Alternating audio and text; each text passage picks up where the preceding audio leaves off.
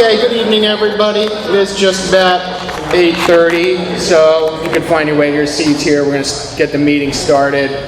Welcome to Conscious Contact Speaker Group. My name is Brian, and I am an alcoholic. A reminder that the food and the fellowship for this group starts at 8 o'clock, so if you want to get here early, we always have coffee out at 8 o'clock, grab some refreshments, whatever you want to do. If you want to participate, help out with a little bit of service work, get involved with this group, also a great idea. We record all the speakers for this group, so if you ever want a copy of a CD from a speaker that you hear a message, you want to pass it along to somebody you think you could benefit from that, you can see me or Ron or any home group member before or after the meeting. We also have those recordings now available on a YouTube. That is a YouTube channel that is for the Conscious Contact Speaker Group. We also have recordings from the Monday night meeting in this room at 6 o'clock p.m. on Mondays. There's also a step speaker meeting. This group also has a sister group. It's up the street there on Thursday nights at Salem Church, 7:30. It's a big book meeting, big book discussion. That's about all I got for now. Eric's going to come up here. He's going to chair the meeting. Everybody have a good time tonight.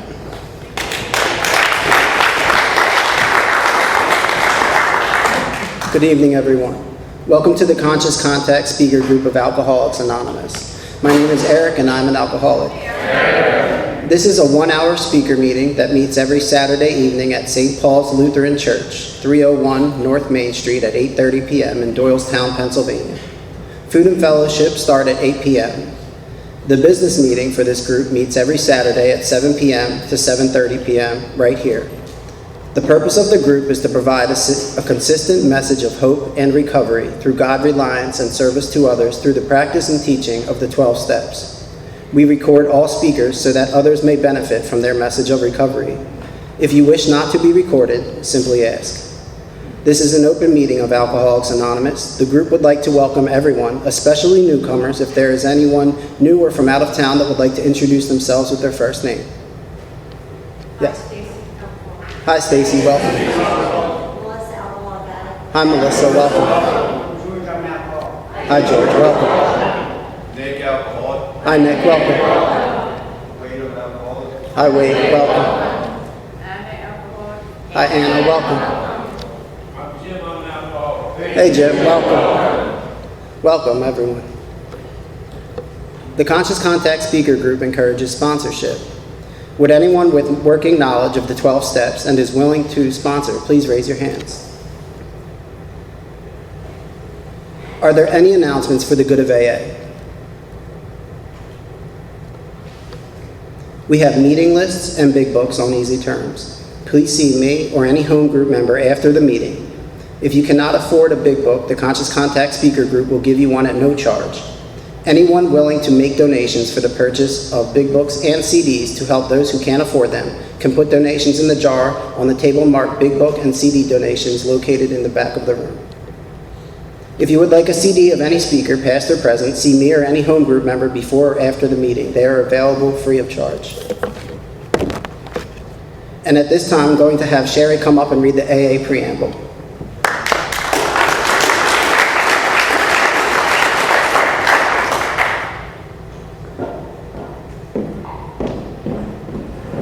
Hi, I'm Sherry, I'm an alcoholic. The AA Preamble. Alcoholics Anonymous is a fellowship of men and women who share their experience, strength, and hope with each other, that they may solve their common problem and help others to recover from alcoholism. The only requirement for membership is a desire to stop drinking. There are no dues or fees for AA membership. We are self-supporting through our own contributions. AA is not allied with any sect, denomination, politics, organization, or institution. Does not wish to engage in any controversy, neither endorses nor opposes any causes. Our primary purpose is to stay sober and help others to achieve, other alcoholics to achieve sobriety. I have asked Lisa to come up and read the AA 12 Steps of Recovery.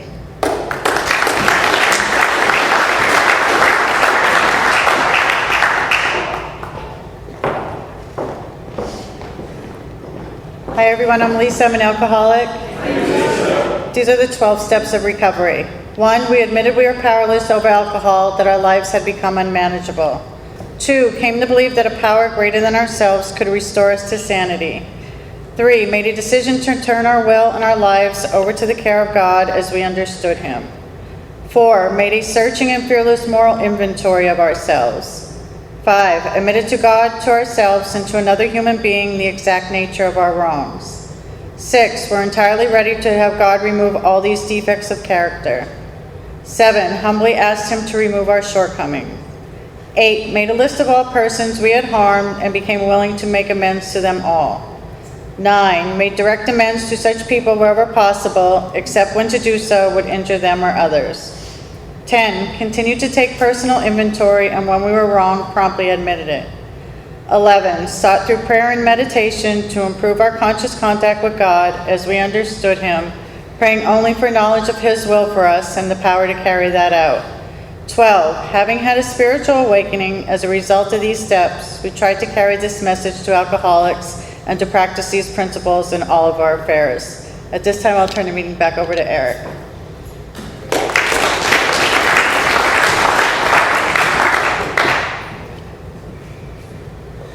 There is absolutely no smoking on church property.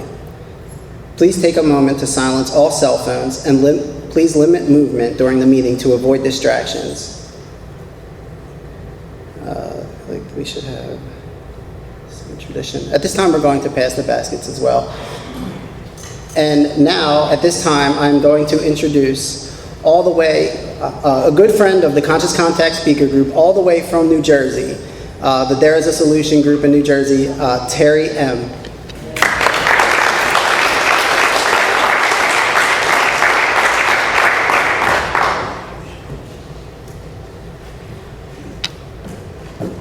Hi everybody, my name is Terri and I am an alcoholic. It's really great to be here. This thing just intimidates me. Not much does, but a microphone does, go figure. My name is Terri, I'm an alcoholic. My name is Terri Morphew. I am not anonymous to my people. I'm only anonymous out there. And my sobriety date is July 13th, 2018. I just celebrated 3 years. And I gotta tell you, 2 years ago, I was ashamed to tell you that because this isn't my first time in AA. I had 20 years and I had 13 years. And I got spiritually sick again. You know, that first step tells us that we're powerless over alcohol and our lives become unmanageable. That powerlessness was a threat in my life through my whole life. And I have this forgetter, this amnesia, that makes me forget who I am and allows me to believe the lies that this self-imposed crisis, you know, the big book talks about we were crushed by a self-imposed crisis. We were crushed by self as well. I didn't ask for self to destroy my life or my family or my children or to make me act out in ways that I did, but it happened. And so I'm going to talk a little bit about experience, strength, and hope, right? What got me here, what keeps me here, and why I love being here. I grew up in an alcoholic family. My father was a Philadelphia fireman, and he was a raging, violent alcoholic. My mother was a rageaholic, so there was a lot of violence in my house as a kid.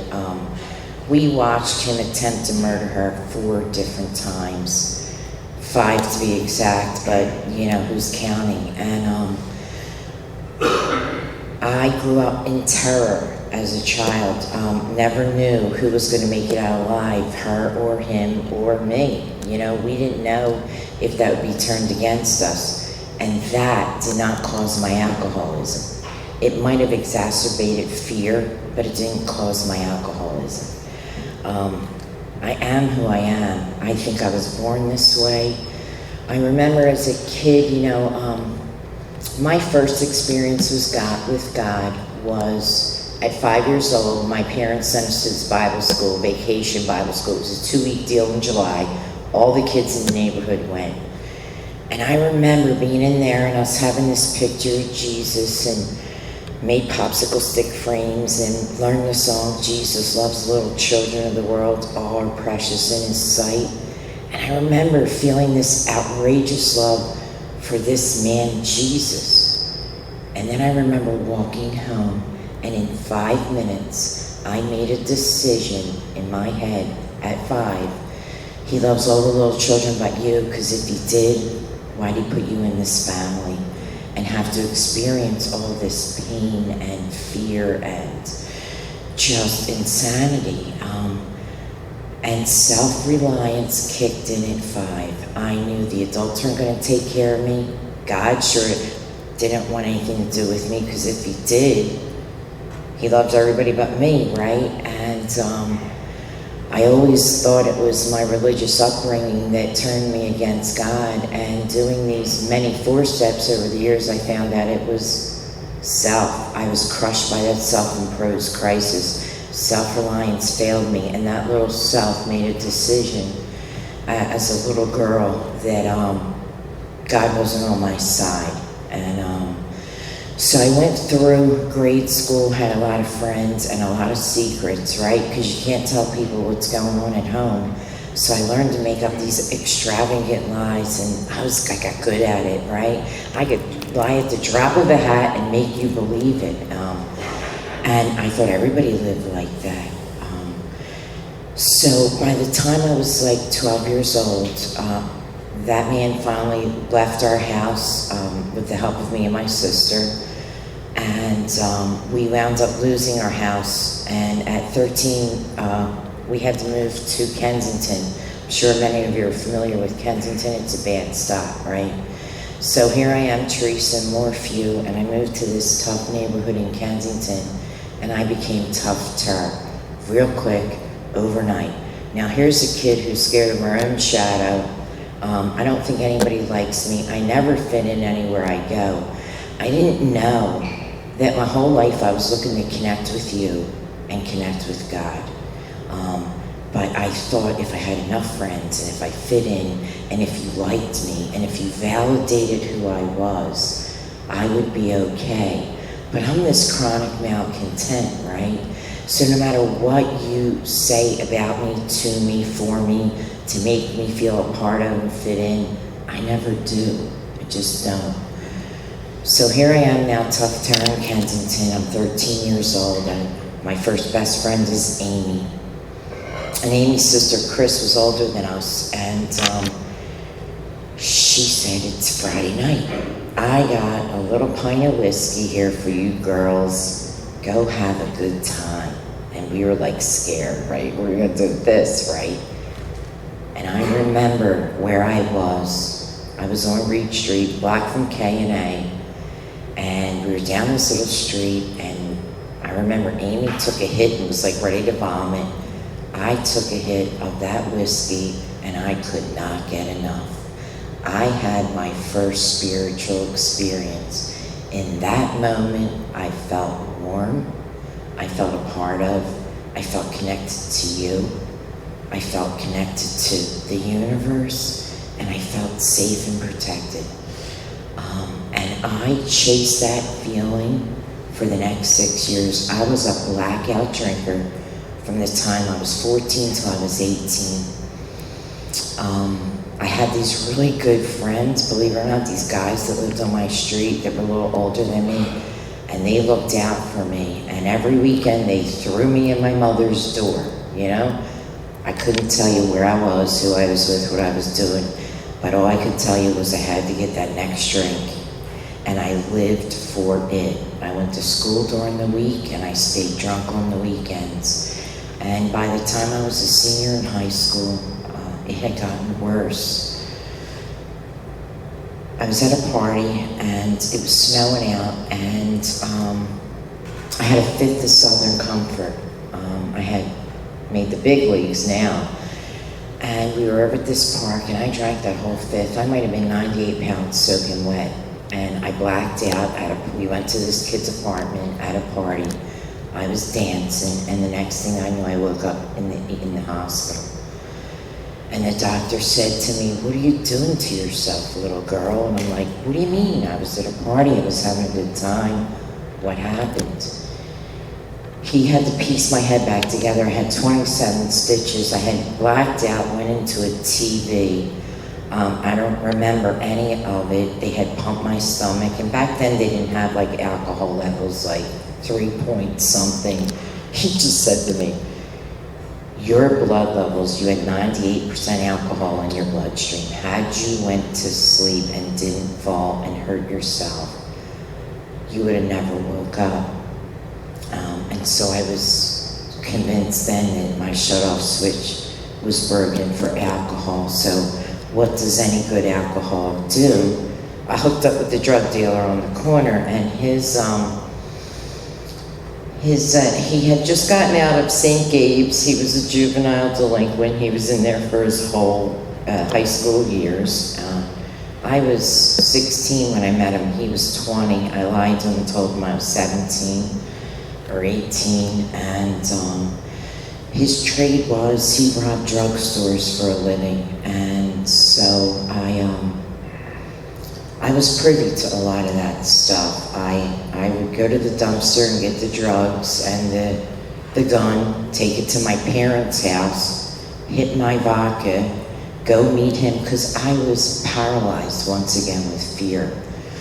It wasn't because I cared about anything else, but that man had now become my false god. He was going to take care of me. He was respected in the neighborhood. People didn't mess with him, and they didn't mess with anybody that was his family, and I was now his family. I think they used to call me his old broad. I was 16, right? That's how we spoke back then. Needless to say, I continued drinking like a fish, doing other non-alcohol approved substances, and by the time I was 20 years old, I was pregnant with his child, and he had gotten 16 to 24 years in prison. He had robbed a drugstore, gun went off, and hit the pharmacist. Thank God he didn't die, but that man got 16 years in prison at the least. And here I am pregnant with his baby. And I would like to tell you that I stayed sober during my pregnancy. But see, for an alcoholic without a solution, who is looking for that sense of ease and comfort that doctor's opinion talks about, I can't stay sober, not for frothy emotional peel solvent suffices, right? I can't do it for this unborn baby growing in me. I can't do it for my parents. I can't do it because I'm facing jail time because they had me as like an accomplice, which didn't happen. But, you know, that's how crazy and bad life got for me. So this baby is born, and I was drinking and doing other substances during my pregnancy. And I prayed every day that God kept this baby safe, because I didn't know what my illness was, what this malady consisted of. I didn't know that I have this thing that goes on in my brain. I have this obsession of the mind, right?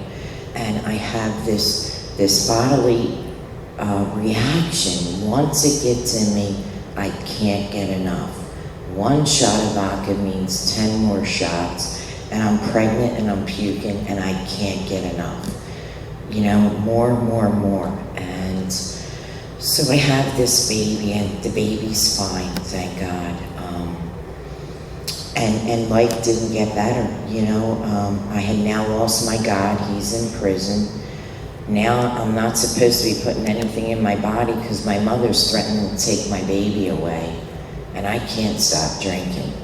And I got this good job, and I got this little house that I bought in Kensington, and I'm trying to do the right thing, right? They tell you, do the next right thing. Just don't pick up and go to meetings. Put your ass in a wheelbarrow and push it in the meeting if you have to. Guess what? If I could do that, I wouldn't need you people. I wouldn't need God, and I wouldn't need these 12 steps. I don't know this at the time. And I'm going to meetings, and I'm thinking, well, why am I not getting better? Meeting makers make meetings. That's it. Without doing this work, yeah, it's essential that we go to meetings, meet the people. You know, this fellowship will grow up among you. So I don't know any of this, and I don't know why I can't stop relapsing. And my mother once again threatened to take this little boy from me. And I thought, how dare you, right? Like I'm the better option. And so I went away and I did 30 days in this rehab. It's the first time I ever heard AA. And I was like, oh my God, this is like way cool. I never heard spiritual, God, abandon yourself completely, none of that. I just thought, I gotta get out, read this book, and I'll be okay. I got out, I read the book, I went to one meeting. 5 days later, I bought a 6-pack of Heineken and did 2 Quaaludes. I don't know why, just cause I can't be okay in my sober skin without a solution. I'm irritable, restless, and discontent until I can at once feel that ease and comfort. And I don't have a God, right? So it also tells us at certain times the alcoholic has no mental defense against that first drink. His defense must come from a higher power. Well, I'm godless, right? So where's it going to come from? It's not. So I keep on going to this meeting at St. Mary's in Kensington. And I hear this woman share, and she talked about herself and talked about how she never fit in, never felt good enough, never felt qualified in life, relationships not working, prey to misery and depression. And I'm like, oh my God, she told me about her and I learned about me. And she said, but that's not happening now. And I found a solution. And I'm like, oh, there's hope, right? Something, maybe I can get better. And she said, now I'm going to talk about God. And I went, oh no, I'm going to get left out of this deal too, right? Because God wants nothing to do with me. He doesn't even like me. But something in me made me chase this woman. And I chased her through the streets of Kensington, South Philly, the Northeast. We went everywhere. And everywhere I went, I met these people that just kept on telling me more about themselves. And I learned more about me. And they kept on telling me about this God, this loving, merciful, kind, gentle God that was available to me. And so, I thought, well, if it could work for them, maybe, just maybe, I've been wrong my whole life.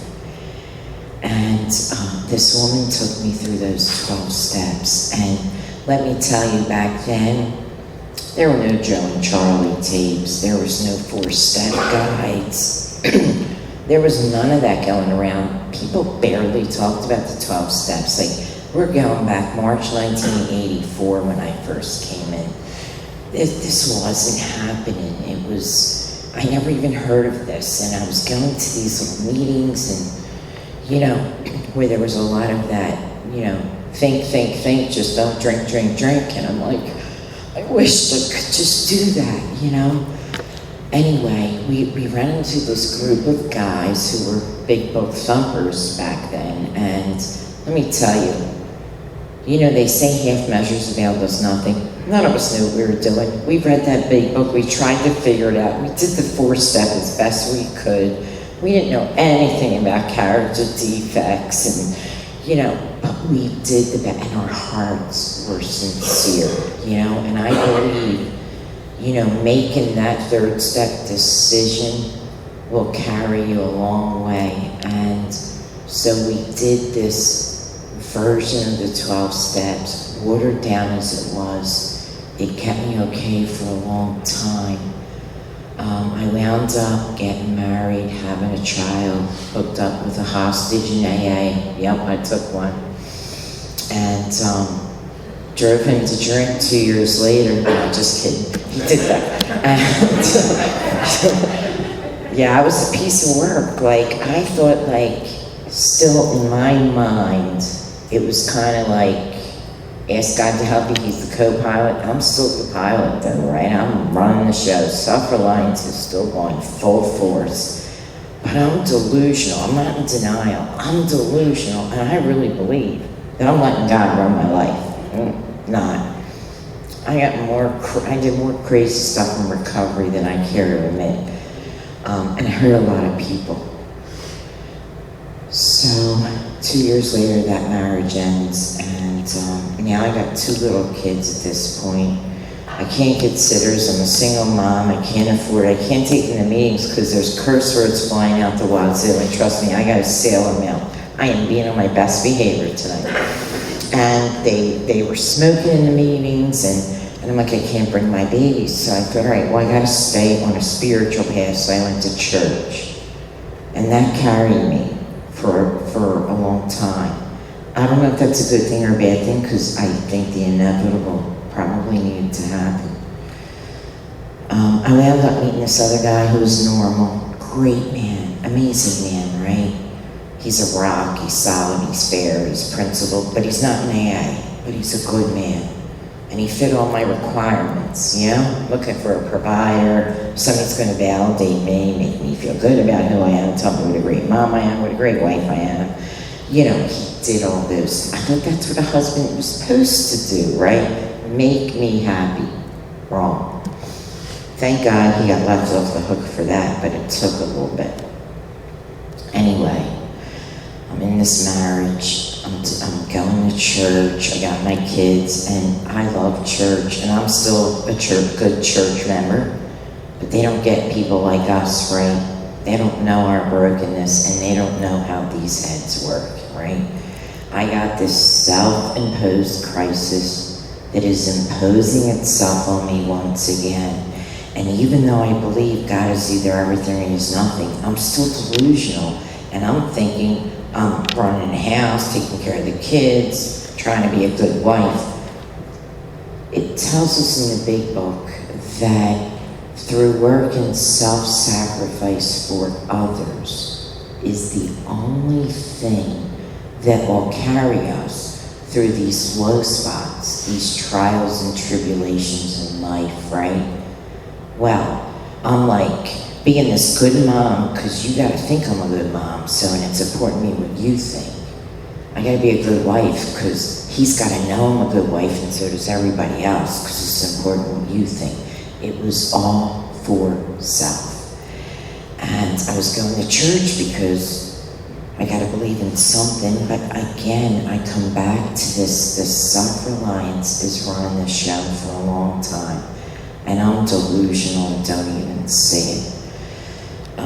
I got diagnosed with hepatitis C and had to go on interferon, that bad kind. It's like a chemo, and hair falls out, and you can't eat, you can't sleep. My mother's given 6 months to live. I got her with hospice at my house. I'm treating on this interferon, giving myself shots every week. Then I got no red blood cells, I gotta put this other I was a mess. At the same time, my husband worked for this big company, and this guy used to make homemade wine, and he would give him gallons at Christmas, right in November, I guess. And he would get these little bottles and make them up and give them out to friends as Christmas gifts, because he's normal. He don't drink though, because of me. He doesn't have to not, but he chose not to because of my lifestyle. That's what a great man he was. And anyway, all of a sudden all the gallons of wine are missing. And I'm taking care of mommy with hospice, and I'm thinking it's a good idea to water down the gallons of wine. Gave mommy some morphine, I took some morphine, hid the wine in the basement. My marriage is falling apart. My life is just in shambles. My mother died. I'm so sick from this interferon. The doctors had me on this medication, this antidepressant. I'm getting depressed and more depressed and more depressed. Finally, my husband said to me, you either gotta go away and get help or we're done. And he threw his wedding band on the bed, and I said, like any good alcoholic would, we're done. And I left. And I went to my dead mother's house, She had passed away at this point, and I took 120 pills. I hid my car, locked the door, made sure no one was there, wrote letters to my kids. See, because when an alcoholic like me loses hope, I want to die, right? There's no, for us to drink is to die. And here I was drinking, hadn't drank in 20 years, and now I want to die. And I woke up 23 hours later, and the first thing out of my mouth was, God, you win. I didn't even know I was in a battle with God all these years, but I was in a struggle, you know? Self-reliance, God-reliance, self-reliance, God-reliance, and self-reliance won out, and here I was once again crushed by this self-imposed crisis. So when they picked me up at my mother's house after the suicide attempt, my son came to get my car. And when I left that house, when that man said the marriage is over, you get help or we're done, I left that house and I heard a rubber band go off in my head. I knew I had snapped. I lost my mind, and I knew I wasn't coming back. When they came to get the car to take it back to my house, when they put me in a psych ward because I was psychotic, I had license plate numbers written all on the roof of my car because that man, I swore in my mind, he had private investigators following me, and my goal was to find out who they were. And if I got 2 license plate numbers that matched, it was them. I had 25 written in the roof of my car. It was along the dashboard.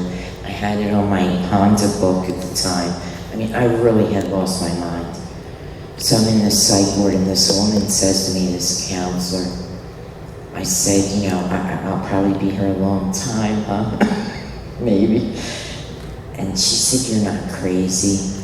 You're just spiritually broken and you need to go back to AA. And I knew in my soul that was the truth, right?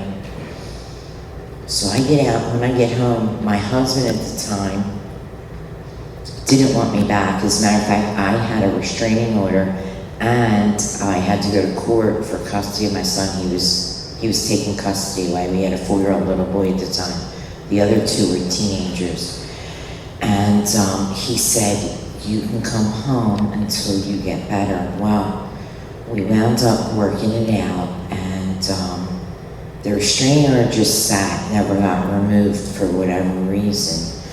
And we wound up working it out, and when I came home, there was a message from my friend Terri and he's like, group from my South Philly group, my Kensington group. He said, a bunch of us are over here in Jersey now. There's a solution group on Sunday night. You should come see us. Teddy didn't know what just happened. He didn't know about this relapse. See, this is how God shows up all the time in my life. And I have to tell you, I know contrary to what other people believe, I believe that once that 3rd step is taken, no matter what, God's got us, right? Whether we go off the rails, whether my will, his will, whatever that is, God's got me, right? And so I went and met them, got in with a bunch of people that were big book thumpers. I love big book thumpers. And I went back through this process. I got a home group. I made regular attendance. I was in service. I was speaking at detoxes. I was sponsoring women. I had a sponsor. She knew it. And this came first, right? It says we must abandon ourselves completely to this simple program. I was abandoned to this, and life got really good. My marriage kind of came back together. My kids were okay. And I would like to tell you that that's the end of the story. It's not. 13 years later, my marriage was falling apart. It never really recovered from that. And I never really could be honest with him. And he really couldn't be honest with me. There was a thing that was broken, and so here's me, self-reliance once again. I'm gonna fix this marriage. We're gonna go to counseling. We're gonna do, it didn't work. I had to have a partial knee replacement. I got in a bad accident, and they had to take part of my knee out. And my 18-year-old kid, 19-year-old kid at the time was running around doing drugs with my grandson in the car. And I put her away twice. I can't get her better. I can't fix my marriage. I can't fix my physical. I went back to that 5-year-old version. He loves everybody but me. And I just bought into this bullshit you people were spouting, and I'm doomed. And before you know it, that wine in the basement that was there again is gone. I don't even remember this, I went to Canals, my daughter, I hadn't drank in 13 years, 16 airplane bottles of lemon vodka. They found me in my car in a park in Haddonfield, New Jersey, which is money, right? You don't see people like doing that in Haddonfield, New Jersey, and this is how God works. They all blocked me in.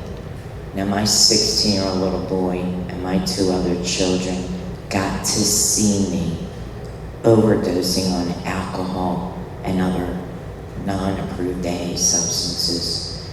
And I can't even walk, and I'm trying to drive away. They block me in. Just so happens, doesn't a cop come by jogging? He's like, what's going on here? And I'm like, they won't let me leave. And he's like, you can't even walk. Go with them. So here I am back to another facility, 45 days in Florida, because I'm going to get it all back, right? I'm going to do everything I can, pick myself up from the bootstraps, get back in AA. It's all for me. It's all self. Not because I'm broken and I'm hopeless. I think I got to do something still. Well, I come back 45 days later, and that poor man changed the locks, had a restraining order, and he said, your son's at your car, your car is at your son's house. You're too painful. I can't do you anymore. And I said, oh, here we go, self. I did all this for nothing. Well, here you are, I'll show you. The next year and a half, I was in 12 facilities. Some long-term, some for a week. And I was okay when I was in them, as sober as I'll ever be, right? But keep jails, institutions, or death. Put me in an institution, I can cooperate. Put me out in the world, I am not okay in my skin. I cannot connect with you. I have no God.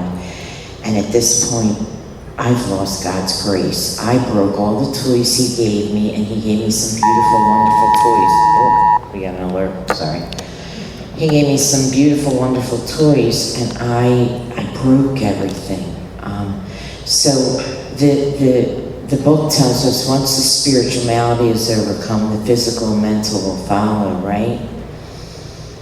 And I'm thinking, well, I'm doomed because I lost God's grace, never to get it back. I got a stay of execution more than once, and now I'm doomed.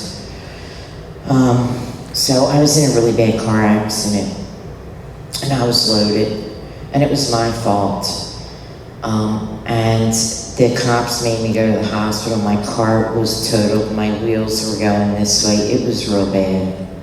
And I was scared to death because I knew they took blood, and I knew that they would know everything that was in my system. And see, for me, I'll drink it, ingest it, snort it, smoke it. It doesn't matter. I'll do it all. Because I don't care. I just want to die. And so I snuck out of the hospital before they found out what was in my system. And I walked around for a week with broken clavicles on both sides, broken ribs on both sides, and my lung was collapsing. And I couldn't tell anybody and I couldn't go to the hospital because then you would know, and my friends from AA would know, and my kids would come and see me. And I'm so ashamed of who I am. And I lost God's grace, and I'll never get it back. So I just wanted to die. So I just stayed inebriated to not feel. One of my friend's mothers took me to Cooper Hospital, and my boys came, and I said I signed a DNR, and they're like, you did what? And I'm like, signed a DNR. And they looked at me. Now here's these kids who watched me go in and out of facilities for a year and a half. that were raised in a 12-step household with 12-step people surrounding them. And here they are, standing at my bedside, after watching me go through this for a year and a half, and I can't get back, not for you, not for me, not for them. And I saw the look of like anger on their face when, I said I signed with DNR, and then I saw that look of resignation. I'm too painful. I'm too painful to be around. Needless to say, my lung fully collapsed. I started drowning. They intubated me. I was in a coma. I remember before they put the tube down my throat, the doctor said, Teresa, I gotta tell you, you got a 1 to 3% chance of making it. Your blood work just came back. You were so septic, we don't think you're gonna survive this. So please call up everything in you, because you're not gonna make it. And all I thought in my head was, yes, finally I can go. I lost God's grace. I can't get it back. I'm too sick. I'm so broken, and I don't believe in anything anymore. And so I was intubated in a coma for 2 months. I was in the hospital for 5. I had to learn how to walk all over again. I had to learn how to swallow. Like, your muscles just atrophy. When they took that tube out, I had to eat applesauce and pudding for a week because my muscles forgot what they were supposed to do. My girlfriend told me I had 17 tubes coming out of my body. The doctors came. My liver was so shot at this point. I looked like I was 10 months pregnant. They had to take 6 liters of fluid off my stomach every 6 weeks. I had to go into a physical therapy rehab for 3 months to learn how to walk again, to get this sepsis under control. And they didn't know if I was going to recover. And I didn't care. I was hoping I didn't. And something happens, I get out of that, and somehow I wind up making a call to these rooms because I'm going to kill myself again, because I have no God. I'm powerless. I'm broken. Everybody's afraid of me. And that boy, my kids, that little boy that I originally wanted to get help for because he deserved better, was in my face when I was intubated saying, Mom, do it for me. You did it once for me. Please do it again. And I said, I couldn't talk because I had a tube, and all I thought was, I can't do it for you. I lost God's grace, and life isn't worth living, right? I wind up going away to California through a series of events, and I was there for 5 months. I was on 26 pills a day. I still couldn't walk right. I still couldn't breathe right. My liver, I was supposed to go on a transplant list. I went out to see all these specialists out there. So they do tests. The liver doctor, I go to see him, and he said, what are you even doing? And I said, well, I'm institutionalized. I said, I'm doing AA, I'm in a program, trying to believe in a God, trying to get some connection here. And he said, I don't know what you're doing, but you don't have to go on the transplant list. Your numbers are fine. Go live your life. I'll see you in a year. And I thought, I got his grace back, right? That God never takes his grace from us. We just turn from God. And so I came home 5 months later, and I got a sponsor. And it was actually a woman that I kind of mentored throughout the years. And she took me back through this work. Those first, that steps 1 and 2 are conclusions, right? There's no instructions on how to do them, but there's a whole lot of explanation about what they are, right? That we're agnostic or atheist. I was an agnostic. I knew there was a God, but I didn't think he wanted anything to do with me. I knew I was powerless and broken. Here I am, 52 years old. I'm in a recovery house with a lot of young girls who were doing a lot of boys from Camden who were stealing our TVs. And you know what? It didn't matter. I would have done anything that it took to get God's grace back. And what I found out was there was nothing I had to do. I already had it. I just had to get in alignment with it do the work and do this deal. So I did this third step, and it tells us, I offer myself, I'm sorry, God, do with me as you will. Relieve me of the bondage of self, this self-imposed crisis, right? This selfishness, this self-centeredness, this total self-absorption.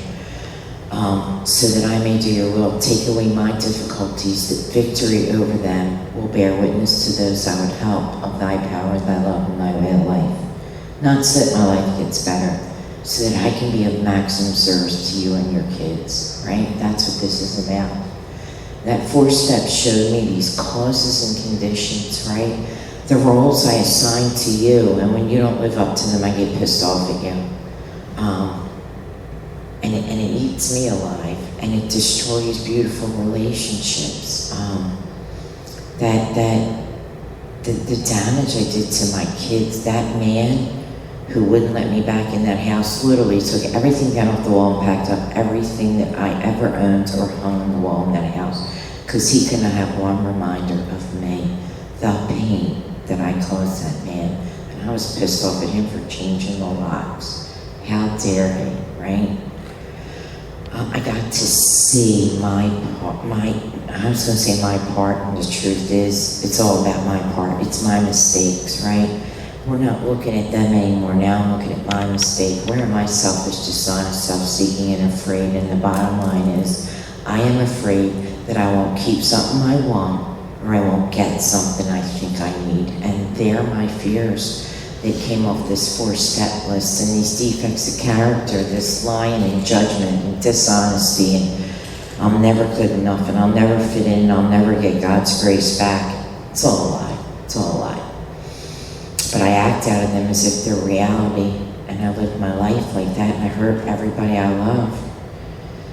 That 5th step I did, admitted to myself, to God, and another human being, the exact nature of my wrongs. My sponsor actually put an empty chair in that room, and said, God's here with us. And I gotta tell you, people who know me know, I'm a visual person. I absolutely need that. I actually felt God in that room. Because my delusional self thinks I'm keeping things from God, right? They don't know. I'm so ridiculous. And so I did that, and I got home, and I took that book, and I went through those first 5 proposals, making sure my foundation is in place. And I gotta tell you, I could not look the world in the eye, did not feel perfect peace and ease, and did not feel the nearness of my Creator. I was sick. I was so sick inside about the relationships I destroyed, the harm that I caused. And I knew the amends were coming up, but I didn't think I could ever make any of this right? 6 and 7 was willing to have God remove these defects of character. Boy, that was tough. It's 2 short paragraphs, and they're the biggest thing ever, right? I don't know that I want God to remove some of these things from me, because they were survival mechanisms. Self-reliance served me for a long time. You mean I gotta let go of all of this? And as much damage and destruction as I caused, I struggled for a couple days. I called my friend Terri once again, because he's like my person, and I'm like, dude, I missed something here. Like, I missed it. I don't feel this. He goes, I don't know what to tell you. Open that book. And didn't I open it to perhaps there is a better way? We're now in the process of trusting infinite God rather than our finite selves. We're in the world to play the role that He assigns, doing only as we think He would have us be, and humbly rely on Him. Are we able to match calamity with serenity? And it was like a light bulb. God spoke right to my heart, and those words have been in my heart since that day. I didn't sit down and memorize them. They were emblazoned on my soul. I made that 8-step list, and that 8-step list sets me free. The 9-step list, the 9th step, and then sets the other person free. And so I made that list, and I went out making amends, and of course my kids are like, oh, Mommy, we're just glad you're okay. That ex-husband still will not talk to me, will not allow me to make amends, and I understand that. I made a lot of financial amends. I'm still making financial amends to him, and I probably will for the rest of my life, but I make that check out every month with a smile on my face. It's the least I could do, right? Because I could never repair the harm.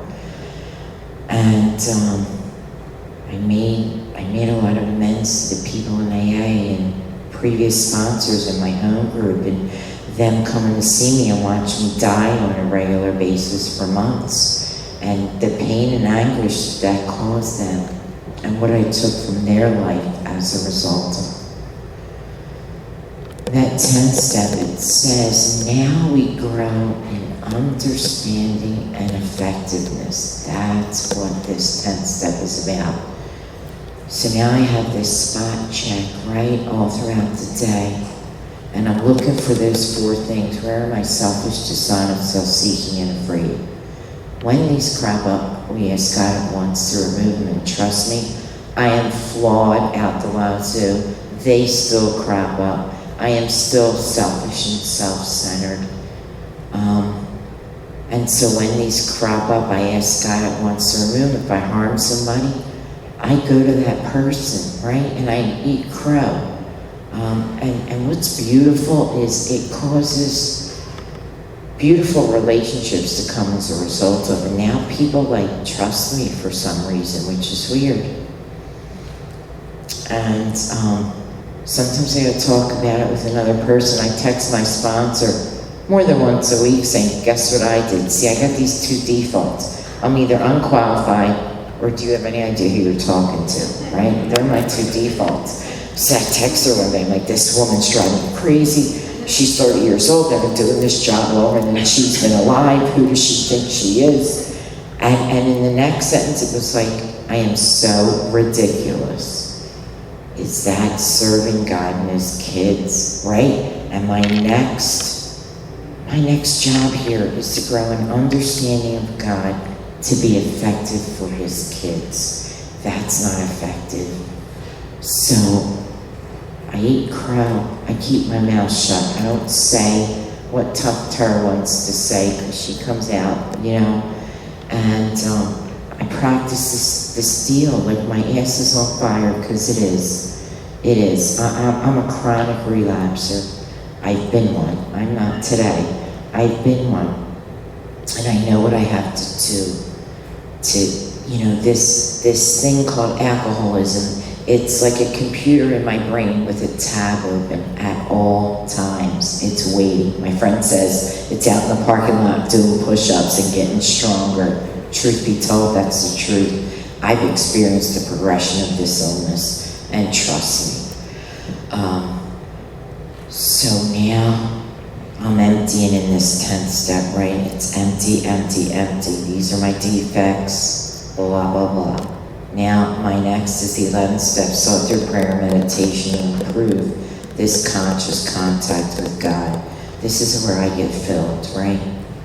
I admit to God all these things in that 11th step review at the end of the day. In the morning, I get up and I fill up, right? I pray, I meditate, and it's different every day. It's kind of like a marriage, you know? It gets boring if you do the same thing on date night every Friday night. So you want to switch it up to make it exciting or give you something to look forward to. My relationship with God is no different than my relationship with a man. I gotta switch it up. I gotta make it exciting. I gotta do something different. Sometimes I meditate through song. Sometimes it's guided. Sometimes it's just quiet, you know? And most times it looks like this. Good morning, God. Who do you want me to be today? What do you want me to see about me that I'm not aware of, that gets in the way of my usefulness to you? How do you want me to serve your kids? How do I grow closer to you? Help me to understand your way more than what's important to me. And so that's what it looks like. And then this 12th step is an emptying. So I empty, I fill, and I empty. I practice these, our next, having had a spiritual awakening through all these steps, we try to carry this message to other alcoholics and to practice these principles in all our affairs. That means at work, that means in my relationships, that means everywhere I go. That means being of service. When someone in AA asks me to speak, I hate doing this. My stomach was sick all day. My ego's all messed up. Self is on me. I don't want to do this. I don't want you to know how broken I am. But God said, go show them your brokenness and show them how huge, loving, and merciful I am. You know, in this last year, my 3 kids who are 36, 32, and 21 have had huge upsets in their lives, and they've come to me. My little boy, my 21-year-old, said, Mom, I got something come up. Can you pray for me? I know God listens to you. And I went, no, you know what though? How about we pray together? And he just called me a few weeks ago. He goes, Mom, ever since then I've been praying every night. You know what? God hears me. And he even answers me. If that's all I get to do, then that's enough. My oldest boy is probably one of us. I don't know. Difficulties all over the place. He calls me and says, Mom, I need you to pray with me. My daughter's got a year clean. She overdosed a year ago, lost her little girl, and I couldn't step in and fix it because I played God in these kids' life my whole life, and it almost killed me, right? 1st of June, she got her baby back. She's got a year clean. She got her little girl back. And, you know, and I get to watch miracles happen. I get front row seats in these little things in my kid's life, in my friend's life. You know, my sister and brother are not one of us, but I'll tell you what, I hit the lotto when I pulled the lucky number out of that jackpot in the family of, because I get to practice this, I get to grow closer to God and to you, and when I'm connected to God, I'm connected to you, when I'm connected to you, I'm connected to God, and I don't need an outside substance to validate me. I know I'm His beloved. And you know, I hear women say all the time, I don't know how to love myself. It's like outrageously love God. Let God outrageously love you. What's not to love about that, right? Thank you so much for letting me come out here to speak.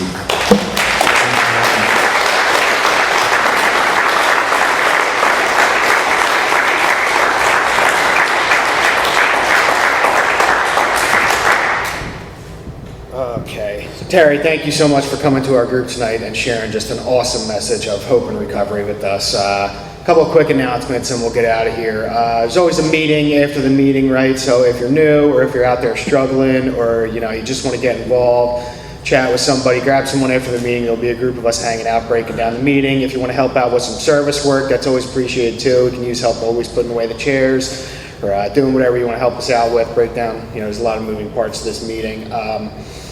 It is customary for us to thank our speakers personally. They come here on their own time and expense to share a message with us, so we usually form a line and thank our speakers personally. Let's give one more round of applause to Terri.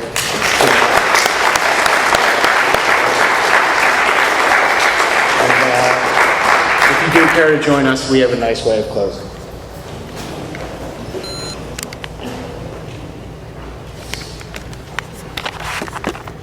And as always, we will close with a brief moment of silence for the still sick and suffering alcoholic, followed by the Lord's Prayer.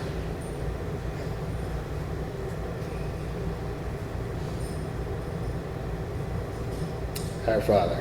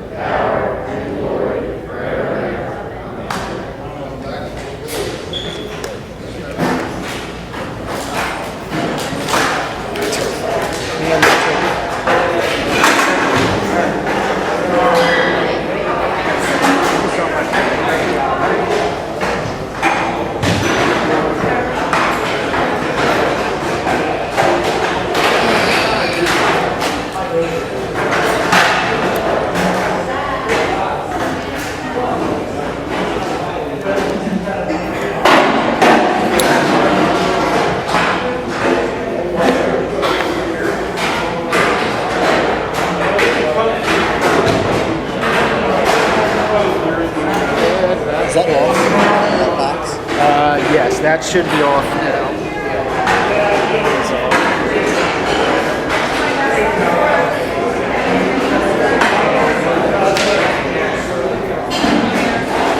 Tina Cunningham's fiance. Who's asking? Lacey I'm just Schultz. joking. I'm just joking. Yes, I I am. tell you, I'm friends with Lisa, Gary, and Tina. I Yeah. told Tina, serve at your wedding. I said, don't worry, girl, I'll get that whole thing locked Oh, down. that's so great. I'm so excited. I think I just missed meeting you. We were in by the Warrington Inn. There's a church, Oh, okay. and I think we met your husband. Chuck, yeah. Yeah. Yeah. Or I met him. for the Yeah, first time. yeah. Yeah, that's exciting. Yeah, I don't remember a lot. You know, like it's so much, you just forget. But Yeah, I that's think great. you were in one meeting. He was in the other. Well, I wouldn't know, but I saw Ron tagged you in a picture of Yeah, Tina, yeah. and I saw you next to Eric, so I just had to say hello. Today is her. Yeah, thank you so much. Yeah. She's at. Oh, it's gonna be a She's on her way back from her bachelorette party. So she was sitting down at the shore all day, and she has her girls down there, taking good pictures and everything like that. Right? Yes, September 4th. Yes, that's yeah, and thank you so much. That's And then I called her, she's like, oh, I'm going to give you money. I don't want it for nothing. I just want no, I'll pay you. you know what, it's just super cover. It's like here in that section, you see the miracles. I'll be working this week, probably. The program was. I guess. I mean, dude, this place pretty much said stuff. Like, I'm going to be leaving seriously. I'm going to go out there for a little while. So what happens? It's Jersey, Just a matter of like, and then I came here. I know the smart thing to do is to stay there, try to finish out, get the reimbursement for my summer classes. I'll pretty much work right up until I leave, but we'll see if that actually happens. This week was awesome. That's my sister was married, so I took like I said, Wednesday and Thursday off, and my sister got two night. So I spent this whole last week with my sister and niece and nephew, which was just like awesome. You know what I mean? I'm looking forward to your assistance. We really appreciate it too because we were just looking. Yeah, that would be awesome. So yeah, that would be very Great, yeah. Like pond and stream in the back. Hey, we gotta let's catch up for, you know, if we can grab something to eat or hang out or you do whatever. It's perfect because I'm like, you know, an alcoholic, so I need something to do, right? There are all the times where I get in trouble. So That's really great. great. All right, Eric. It's a pleasure meeting you. Yeah, thank you. Not bad.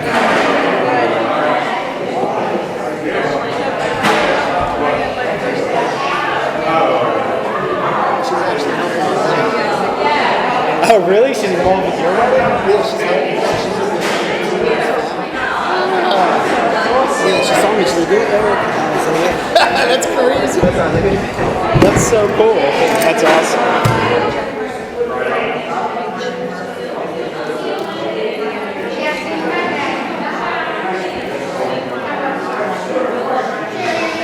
This thing, where is the, Oh, there it is.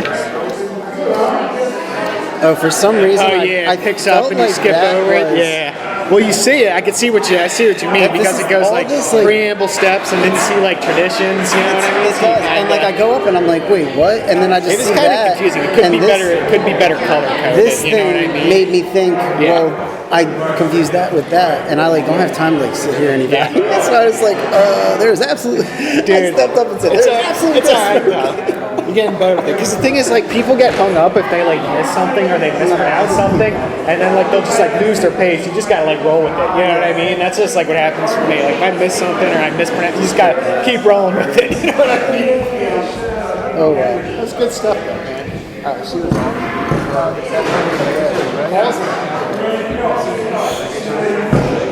Are we putting the poinsettias in Ron's trunk? What's that? Are we putting these in Ron's trunk? Yeah, I don't know.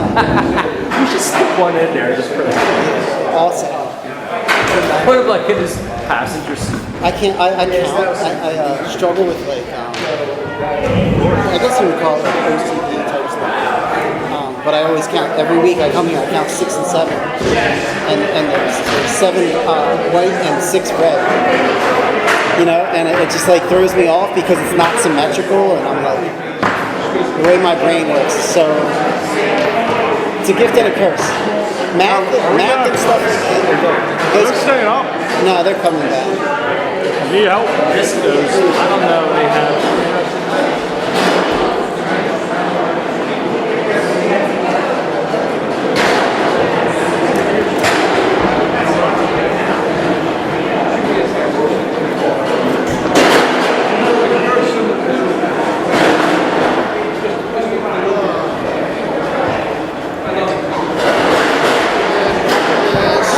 Have those. Let me go see if I can.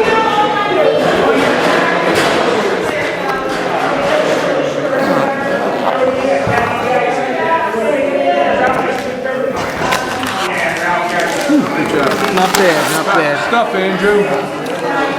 You can either, you got a choice. You can either be the message or carry the message. Which one do you want to be? It sounds like the same thing. What does? Be the messenger or carry. No, I said you could either be the message or carry. Oh, I forgot to stop this one. I thought I hit stop on it. Hit the black square right in the middle. I did. I think I forgot to stop this one. don't I worry. thought I hit it, but this one should be good. That's why we have two, because it gets goofed up. Yeah.